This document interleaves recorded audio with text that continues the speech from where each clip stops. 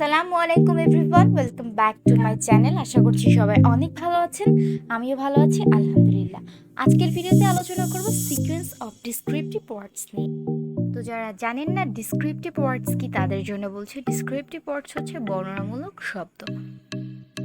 যেসব শব্দ দ্বারা কোনো ঘটনা বা রুটিনকে বর্ণনা করা হয় সেগুলি হচ্ছে কিন্তু ডিসক্রিপটিভ ওয়ার্ডস।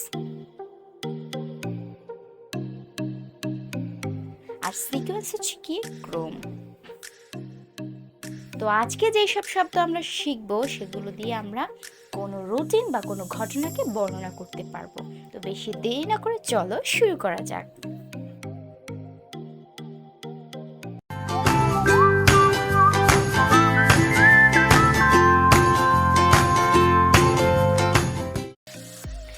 এখন আমি যেই ক্রমে লিখব সেই ক্রমেই কিন্তু ওয়ার্ডগুলো ব্যবহার করতে হয়। Number 1, first of all. Number 2, then. Number 3, after that. Number 4, and next. Number 5, also. Number 6, besides this.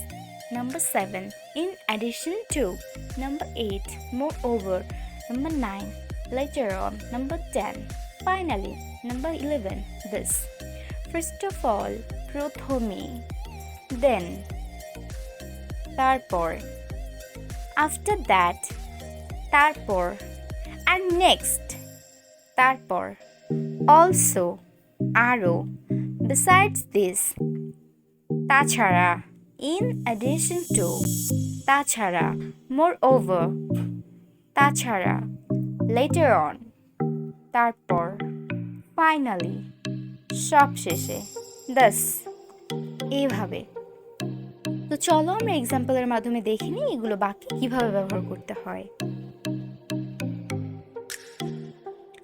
First of all, I get up early in the morning. Then, I freshen up. After that, I say my prayer.